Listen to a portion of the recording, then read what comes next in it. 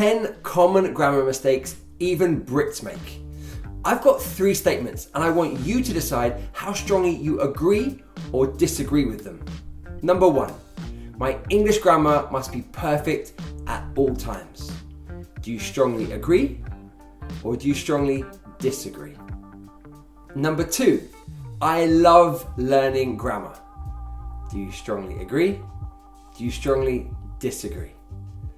All right, and number 3, British people never make grammar mistakes in English. Do you strongly agree or do you disagree? What did you put? I'm really curious to know, so tell me in the comments below. Now, the first question tells us how important you think grammar accuracy is. Are you someone who gets every single sentence absolutely perfect? Or do you prefer to prioritize spoken fluency over perfect accuracy? The second question tells us how fun you find learning grammar. This of course will be informed by your past experiences of learning grammar at school or university. Was it super boring? Or did you wake up in the morning excited to study conditional sentences all day long? It's possible, some people do that. The third question tells us, well, it tells me if you've ever been to the UK or not and spent any time listening to Brits, because the answer is that Brits make mistakes all the time. We do. I mean, I've probably done it today, yesterday. Yes, we make mistakes all the time. Well, in this video, we're going to look at the 10 most common grammar mistakes that Brits make so that you don't make them too. It will also hopefully help you to realize that you shouldn't be ashamed of your mistakes. We all make them. Even the most seasoned writers and fluent speakers make grammar mistakes. Whether you're drafting an important email, writing a paper, or simply texting a friend, those sneaky little errors can slip in and undermine your message. But don't worry guys, I'm here to help you spot and correct these mistakes so that you can communicate clearly and confidently. By the way guys, if you're new here and you haven't met me, my name is Teacher Tom and I teach fresh, modern British English to people around the world who want to learn about the language and culture of the UK. I just want to say a quick thank you to Cambridge University Press and Assessment for supporting this video. They're celebrating the launch of their interactive ebook version of English Grammar in Use, and they have an amazing offer for you guys. You can get 25% off the price by clicking the link in the description below and using the offer code GRAMMAR25. Later on in this video, I'm going to tell you why I love this book and how it saved my life on more than one occasion. Seriously. But first, let's get on with our first common grammar mistake that even Brits make. Mixing up your and your. Now, if I had £1 for every time a friend made this mistake and sent it to me in a text message, well, I'd be able to move into Buckingham Palace. Honestly, it happens so frequently. Now, it's a small mistake, but it's very important. So, the mistake, you're going to love this movie. The correction, you're going to love this movie. Your is a possessive, while your is a contraction of you are. Now they are pronounced the same, but they are spelled differently. Choose the right one in this sentence.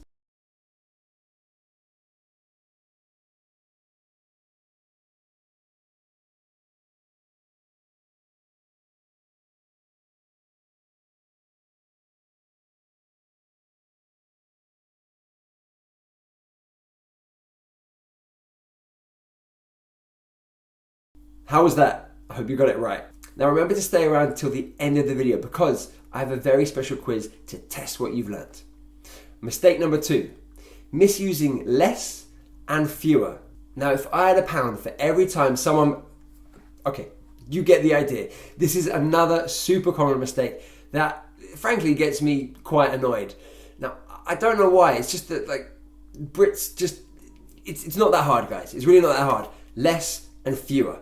So, the mistake is, there are less cars on the road today.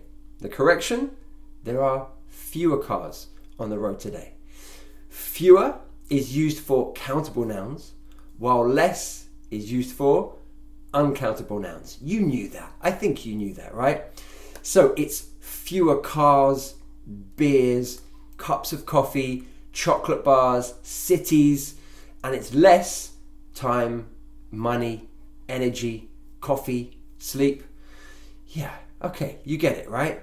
Now, okay, so there are some tricky ones, and they're countable nouns that don't take an S. So things like people, children, teeth. Now, in all those cases, we use fewer. So there are fewer people, fewer children, etc. Let's see if you can choose the right word for these sentences.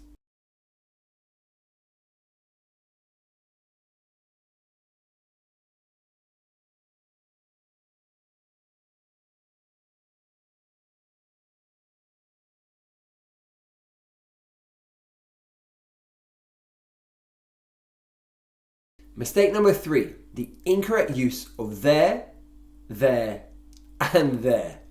All right, again, they sound the same, but they are spelt differently. Honestly, if I had £1 for... Okay, all right, sorry. Now, okay, to be fair, trying to use all 3 words can be tricky because they are pronounced the same. There.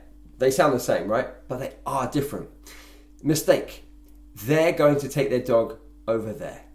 The correction, they're going to take their dog over there. So, how can we differentiate between them? Well, there refers to a place. For example, let's sit over there.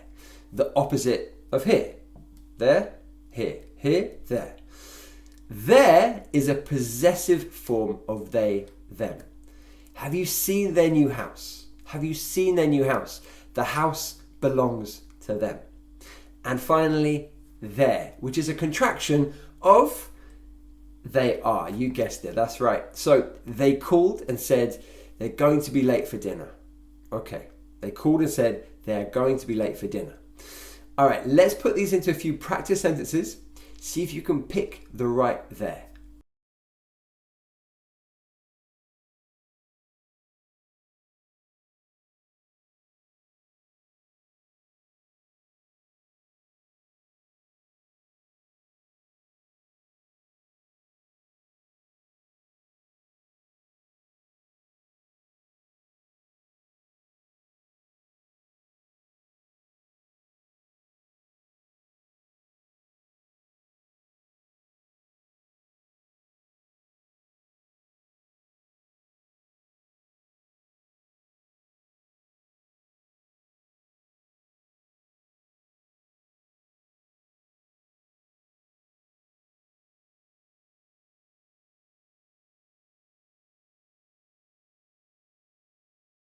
Mistake number 4, confusing who and whom.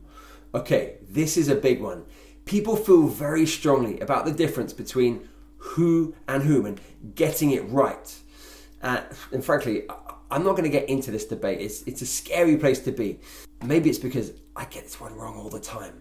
Don't tell anyone. But let's have a look. See if we can understand it together. Let's do it together. So, the mistake. Who did you give the book to? The correction, to whom did you give the book?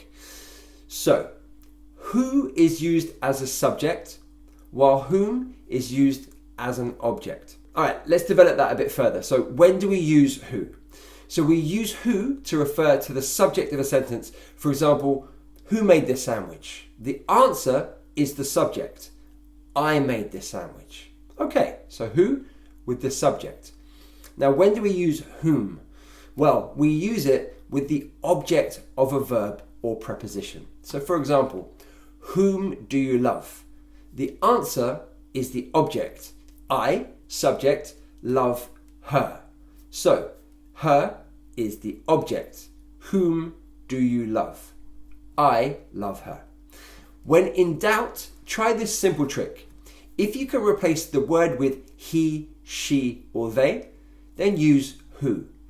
If you can replace it with him, her, or them, use whom. So, who or whom ate this cake? Well, the answer, he ate this cake. So, we need the subject form, which is who. So it's who ate this cake. Let's try another example. Who or whom did you make this cake for? The answer, I, subject, made this cake for him. So we need the object form, whom. Whom did you make this cake for? Or for whom did you make this cake? Now in truth, in casual, spontaneous spoken English, who and whom have become interchangeable. So for many people, they'll probably just use who in most of these situations. And I know I certainly do. Now, there are some well-established phrases that still use whom. For example, to whom it may concern in formal written English. But for you and your spoken English, well, it's up to you. Who or whom, it's up to you. Just make sure if it's a subject, you're using who, and if it's the object of a verb or preposition, it's whom. Our fifth common grammar mistake is the use of double negatives. However, for many people in the UK, double negatives are a part of everyday English. So maybe a better way to frame double negatives is to say that they are non-standard forms, not incorrect forms. Mistake: I don't need no help. Correction: I don't need any help. So in standard English, when a double negative is used, it creates a positive statement, which is often not the intended meaning. So I don't need no help sounds like I need help, when actually the intended meaning is I don't need any help. Let's take another example. I didn't get nothing done. It sounds like a positive. I got things done, but its intended meaning is I didn't get anything done. So they can be quite confusing for the listener, and while they are quite common for some Brits as a non-standard form, as a learner, it's probably better to use the standard form in most situations, particularly professionally. Guys, I'd love to take a moment to tell you how the book English Grammar in Use saved my life. Like, literally saved my life. Okay, not literally, obviously, but it felt like it at the time. So, it's June 2007, and it's my first day of teaching. Like, my first ever class. I'd just done my teacher training course, and what I lacked in knowledge and experience, I made up for in enthusiasm. Honestly, I was quite enthusiastic, quite energetic. I was all right. Anyway, I bounced into class like a man on a mission and proceeded to conduct my first English class to 8 very sweet, very polite students from all around the world. After about an hour of giving my best present perfect grammar presentation, one student puts up their hand and he says, "Teacher Tom, are you sure this is the present perfect and not the past perfect?" A silence drifts over the classroom. What the hell is the past perfect? I thought to myself. In the face of utter humiliation, I say to him, No. This is the present perfect. Don't worry about it, okay? Don't worry about it, guys. And I continue with the lesson. So we get to break time, and I rush downstairs to the teacher's room, and I pull out a copy of English Grammar in Use, and I'm scanning through it, and I'm like, oh my goodness, what is this mythical past perfect tense that he's talking about? It's clearly made it up, right? No. It's a real thing, guys. Past perfect, it's a real thing. So past perfect is had plus the past participle. No. I have just been teaching my A2 students the past perfect. No wonder they all looked completely confused. Now, I don't know what the past perfect is. How should they know? Except for this one guy, obviously. So over the next 15 minutes, I learned everything that I needed to know about the present perfect and the past perfect. Then I went back upstairs and rectified my mistake. And it was thanks to the clear, detailed way that English Grammar in Use explained it all to me. In those 15 minutes, I learned everything I needed to know. And that was quite a relief. Now, this wasn't the last time English Grammar in Use was going to save my bacon. Over the last 17 years, I've been using it as my saviour every time I've needed to learn about how English grammar works. These days, I use it as a great reference for my one-to-one classes and to get fun ideas for YouTube and for Instagram. Now, if you are someone who wants to know the difference between the present perfect and the past perfect, quite important, or you simply want an expertly written resource to answer your English grammar questions, this book is essential for you. Honestly, every teacher I know, they have a copy. Honestly, it's one of my must-have English language reference books that I use all the time. Now, Cambridge are offering you guys, my Eat Sleep Dreamers, 25% off the price of their interactive ebook version. Click the link in the description below and use the offer code GRAMMAR25 to claim your big discount. This ebook has self-study references and practice exercises for intermediate level learners from B1 and B2 onwards. The content is the same as the printed version, used by millions of people around the world. However, you can complete the tasks digitally using your tablet, your computer, or mobile phone. It's easy to follow with clear examples and auto-marked exercises, making it the perfect companion for independent study. I am so proud to be partnering with Cambridge, and I honestly can't recommend this book highly enough. So guys, please go check it out, use the link below, use the offer code, and let me know what you think. And if you get a copy, tell me in the comments. I'll come down and say hi. I'll say thank you and congratulations, because it's a game changer, guys. It really is the grammar guide that I go to. All right, let's get back to our common mistakes. Mistake number 6, subject-verb agreement errors. This is another mistake we can label as a non-standard form because it's become so common. So when we have a subject like they, we need to conjugate the verb, which would be were, not was. I was, you were. Now, as I said, this is actually a non-standard form rather than a mistake. And plenty of people in the UK use this. So, as a learner, I think it's important for you to use the standard form. The mistake, they was winning the match. The correction, they were winning the match. So the subject they requires the verb to conjugate as were, not was. Mistake 7, confusing it's and its. It's amazing how many people get this one wrong. I think I did it up until about 4 years ago. And I still do it in WhatsApp messages all the time. But don't tell anyone, yeah? Okay, so the mistake. The dog wagged its tail. The correction, the dog wagged its tail. Now, its is possessive, while its is a contraction of it is or it has. So let's see if you can get it right in these practice sentences.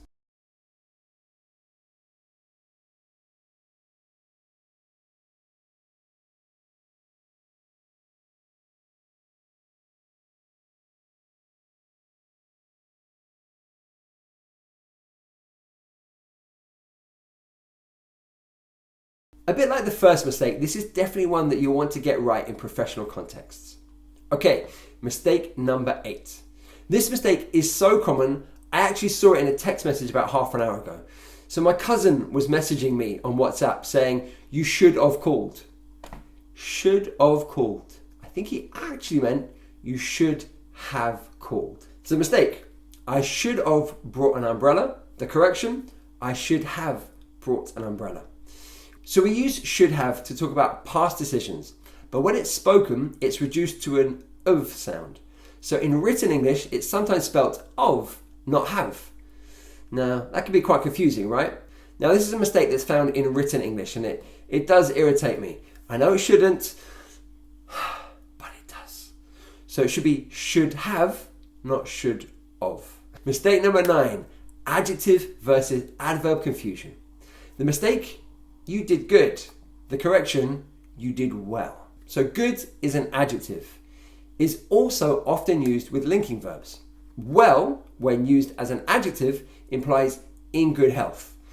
When used as an adverb, it means expertly. Okay, so let's see if you can get it correct.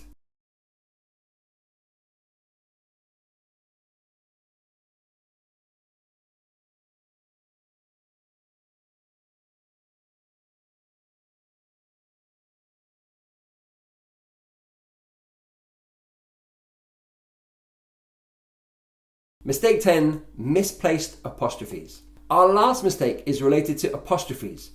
Or is it apostrophes? No, it's definitely apostrophes, right? You see, Brits sometimes put them in the wrong places. In fact, one of my favourite things in life is observing signs outside pubs and shops that get it wrong. It brings me a lot of joy. Like this one. Or this one. Just wild, right? So a mistake. The cats are sleeping. Correction? The cats are sleeping. So apostrophes indicate possession or contractions, not plurals. There is also a difference between singular possession and plural possession. Well, what does that mean? Okay, so if I was talking about one student and their books, I would say the student's books, with the apostrophe between the T and the S. However, if I was talking about more than one student, let's say 20 students, and their books, I would say the student's books. And you see the apostrophe now goes after the S. All right, good job. Now, are you ready for that special quiz? Let's see how much you remember.